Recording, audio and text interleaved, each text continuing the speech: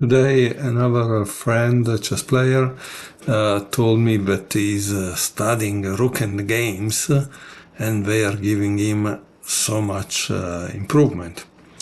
And so I thought, wow, this is a message from Caissa, the goddess of chess, that is telling me that I should return to study chess through the rook endgames. Why? Because most of rook endgames, most of the endgames end up in rook endgames, and many endgames of rook endgames enter in rook versus pawn, for example. This is a position that I have seen in books, online, and so on and so forth. And how do you win this position? It's always with the understanding that you must cut off the king, the enemy king, from being able to protect the advancing pawn.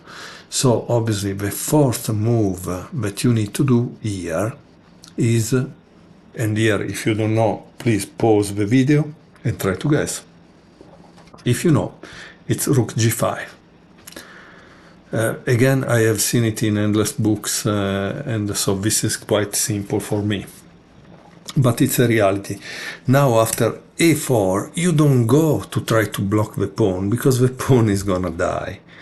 What you do is you ask your opponent the question, well, it's your turn to move. Let's see what you do after I play king g7.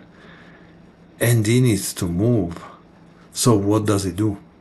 If he play king a6, you still don't do nothing, you don't care, no? Because in any case you cut him off, and at a certain point you go with the king near his king, and he will have to move and lose the pawn.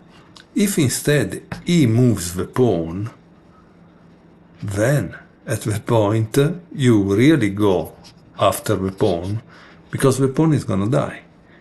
It cannot go fast enough like a rook, and this king is also not fast enough. So rook g3, a2, and rook f3, and the game is over, right?